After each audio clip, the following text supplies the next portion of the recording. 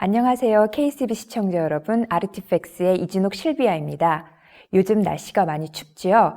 이런 날씨에 어떤 음악을 들려드리면 조금이나마 훈훈하고 따뜻한 기분을 느끼실 수 있을까 고민하다가 피아노 음악을 선택했습니다. 오늘 함께 해주실 손님은요, 피아니스트 조선임 선생님입니다.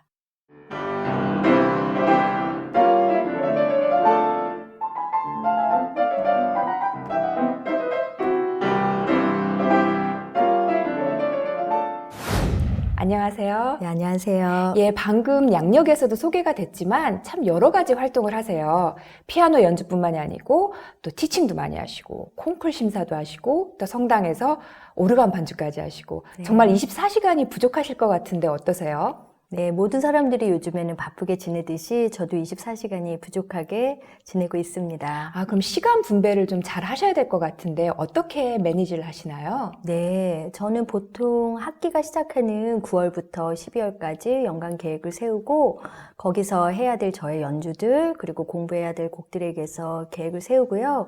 그 이후에는 좀 세분화시켜서 월간 계획, 주간 계획, 또 작게는 하루 단위로 그렇게 시간을 짜서 생활하려고 노력하고 있어요. 근데 연주를 준비하다 보면은 이렇게 굉장히 철저하게 계획된 준비가 중요하다는 거를 굉장히 많이 느끼고요. 네. 그런 준비를 통해서 나의 연주가 어떤 방향으로 얼마만큼 진행될 수 있는지 항상 체크할 수 있는 중요한 수단이기도 하고요. 근데 생활하다 보면 저희가 이렇게 계획대로만 살기는 참 힘들 것 그렇죠. 같아요. 네, 힘들죠. 그래서 저만의 노하우가 있다면 그날 하루에 충실하자. 그래서 그날에 제가 해야 될 과제들 그리고 제가 끝내야 될 연습에 집중하는 편입니다. 아, 예, 그러시군요. 네. 여러 가지 활동을 하시지만 사실 그 뿌리가 되는 건 피아노잖아요. 네. 혹시 처음에 내가 피아노를 전공해야겠다, 내지는 내가 피아니스트가 되어야겠다라고 결심하시게 되신 어떤 특별한 계기가 있으셨나요? 네, 저는 한국의 여느 어린이들처럼 피아노로 음악 교육을 시작했어요. 그런데 피아노를 치면 칠수록 피아노만이 가진 그 고유의 아름다움에 되게 심취하게 되었는데요.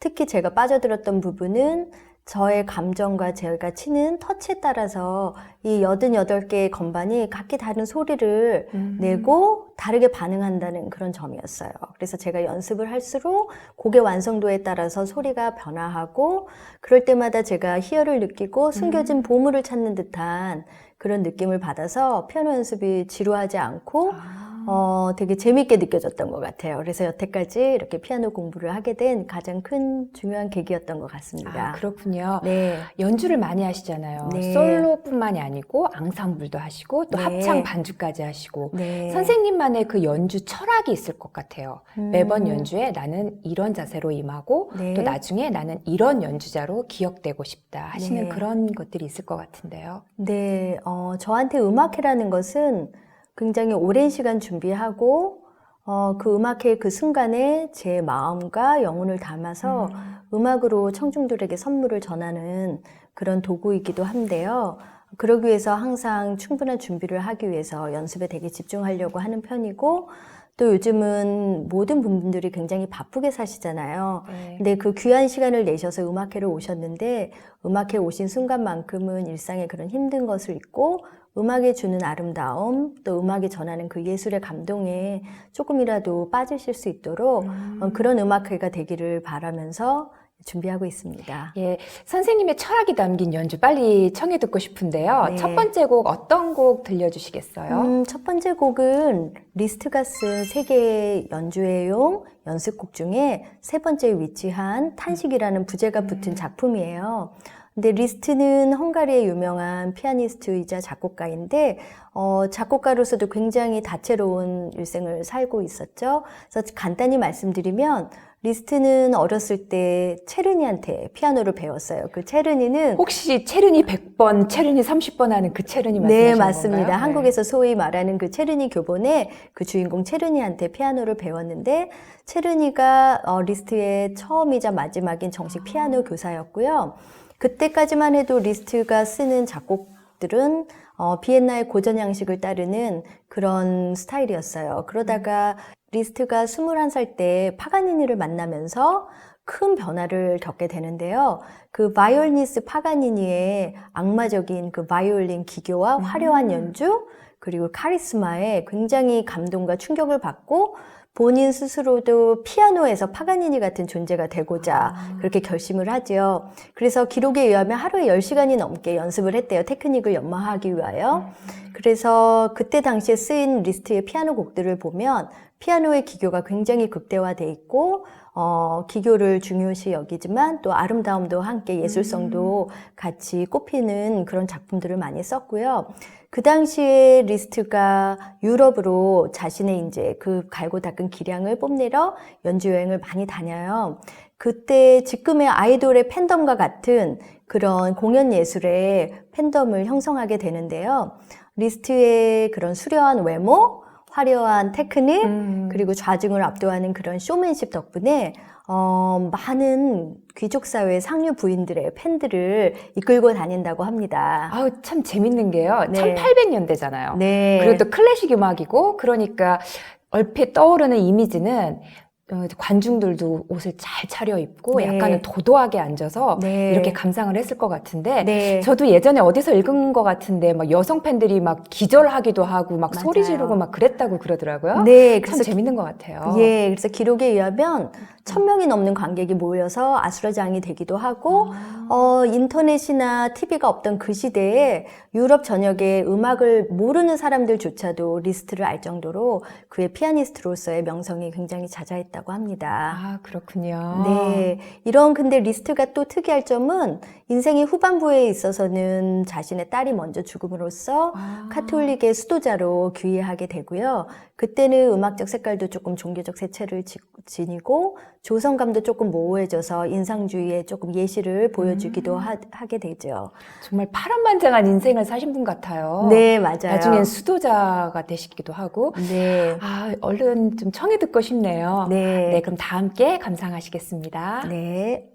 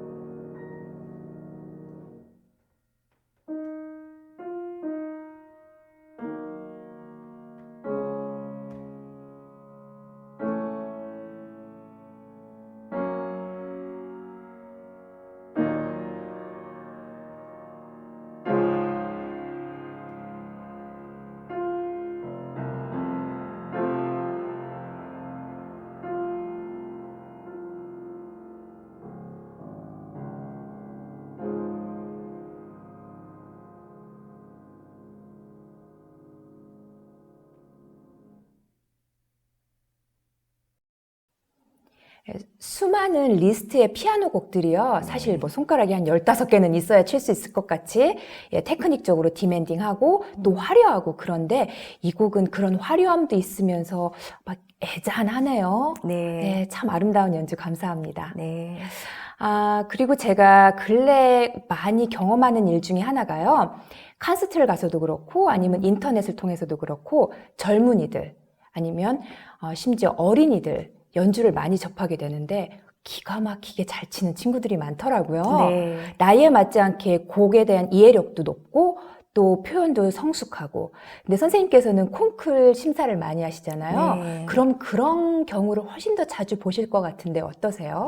네, 지금 수년간 콩쿨 심사를 많이 하고 있는데요. 제가 느끼는 가장 큰 점은 많은 어린 학생들부터 프로페셔널 연주자들까지 본인의 정말 많은 시간을 투자하고 노력을 투자해서 그 콩쿠르를 준비해 온다는 점에 굉장히 감동을 받았고요. 한 가지 또 항상 느끼는 점은 음악 공부가 정말 이렇게 끝이 없고 힘들구나. 그쵸. 그런 거를 많이 느껴요, 심사 후에는. 근데 제가 심사위원으로서 드리고 싶은 메시지는 저희가 음악을 공부하는 거는 경쟁하려고 하는 것이 아니라 이것이 음악의 공부에 가는 길의 과정 속에서 뭔가 도약을 할 수 있고 동기부여를 하는 과정의 일환으로 콩쿠르를 생각해 주시면 좋을 것 같고요.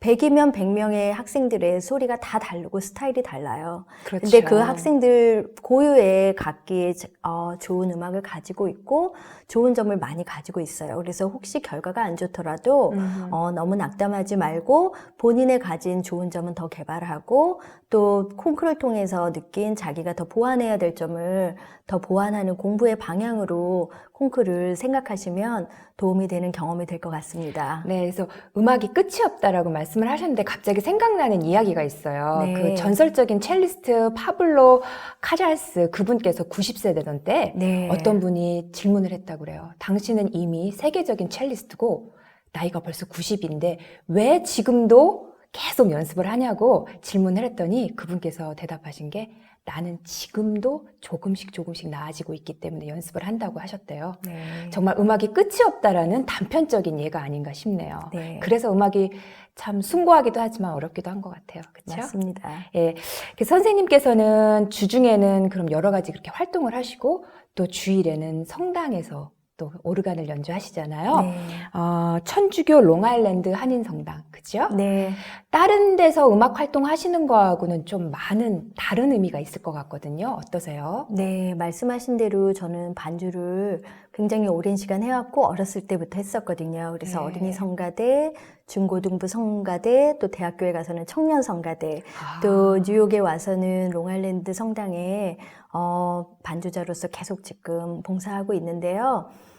지금 생각해보면 제가 어렸을 때 반주를 처음 시작했을 때 결코 잘하지 않았어요. 반주가 전래 어떤 의미를 가지고 해야 되는지도 솔직히 잘 몰랐고, 테크닉도 많이 부족했고, 그렇지만 그렇게 부족한 어린 저를 하느님이 불러주시고, 또 저는 그 시간 속에서 부족하지만 부족한 대로 머무르면서 계속 반주를 하면서 그 속에서 음악가로도 성장을 하고 또 하느님의 자녀로서도 이렇게 성장할 수 있는 그런 시간들이었고요. 지금 생각해보면 그런 시간들이 지금의 또 저를 있게 한 굉장히 중요한 삶의 일부이기도 해요. 그래서 반주를 한 번도 제 삶과 분리시켜서 생각해 본 적은 없었던 것 같아요. 네. 그래서 여태까지 계속 쭉 할 수 있는 원동력이 되지 않았나. 그리고 또 이렇게 반주를 한다는 거는 미사 전례에 참여를 하는 건데 저희가 미사의 그런 진정한 의미를 생각한다면 솔직히 제가 자격이 있나 이런 생각을 많이 해봐요. 그렇지만 항상 어렸을 때에 부족했던 저를 불러주셨던 그런 하느님의 마음을 생각하면서 지금도 이렇게 계속할 수 있는 것에 감사드리고 은총이라고 생각하면서 반주하고 있습니다. 네, 성당에서는 사실 모든 음악이 다 기도잖아요. 그렇죠? 네. 그래서 한순간순간이 참 소중한데 좋은 말씀 감사합니다. 두 번째 곡을 청해 들을게요. 네. 어떤 곡 준비해 주셨어요? 이 곡은 라흐마니노프가 클라이슬러의 사랑의 기쁨을 피아노 솔로곡으로 편곡한 곡이에요. 네. 그래서 라흐마니노프에 대해서 간단히 설명을 드리자면 라흐마니노프는 러시아의 유명한 작곡가이자 피아니스트였고 또 지휘자이기도 했어요. 근데 본인 스스로 굉장히 좋은 피아니스트였는데 어렸을 때 기록을 보면 새벽 6시부터 일어나서 연습을 했었대요. 그때 그렇게 네. 연마한 테크닉 덕분이기도 하지만 또 그의 신체적 조건도 한 몫을 했는데 우선 키가 198cm의 장신이고요. 굉장히 큰 손을 가지고 있었대요. 그래서 네. 손을 쫙 펼쳤을 때 30cm가 거의 다다를 정도로 엄지에서 새끼손가락까지 그 정도의 큰 손가락을 갖고 있고 저희가 보통 악티브, 팔도의 음정을 도에서 도까지 보통 보편적으로 네. 닫잖아요. 피아노에서. 근데 라흐마니노프는 피아노에서 도에서 라까지 13도의 음정을 닿을 수 그러면 있었대요. 사실 제 손에 한 반이 더 있는 거나 같은 거 같아요. 이게 그래서 그렇게 그분의 곡들이 그렇게 네. 큰 손이 치기에 편하게끔 되어 있는 곡들이 많거든요. 그렇죠. 너무 본인만 생각하신 게 아닌가. 맞아요. 그래서 곡을 보면 굉장히 방대한 코드들이 많이 네. 쓰여져 있고 코드 자체의 스페이싱이 굉장히 넓어요. 그쵸. 그래서 그 곡을 무르르듯이 연주한다는 거는 피아니스트들한테 굉장히 어려움을 안겨주고 있죠? 네. 그래서 지금 제가 연주할 이 라흐마니노프의 사랑의 기쁨은 아까 말씀드린 대로 크라이슬러의 바이올린 곡을 편곡한 곡인데요. 이렇게 편곡한 곡을 이제 트랜스크립션이라고 저희가 부르는데 이런 거에는 두 가지 종류가 있어요. 그래서 원곡자의 그 멜로디를 그대로 옮기는 바뀌지 않고 악기의 매개체만 바뀌는 경우와 두 번째는 원곡자의 멜로디를 빌려서 본인의 색깔로 다시 재창조하는 경우인데 제가 연주할 라흐마니노프의 이 곡은 후자에 속한다고 볼 수 있고요. 아까 말씀하신 그런 모든 라흐마니노프의 테크닉 그리고 그의 서정성이 잘 묻어나는 굉장히 아름다운 곡이며 또 라흐마니노프가 본인이 직접 작곡한 인트로덕션과 카덴자와 코다가 이 곡에 더 도입이 됐다고 볼 수 있습니다. 아우, 예, 그렇군요. 그럼 다 함께 들어보도록 하겠습니다. 네.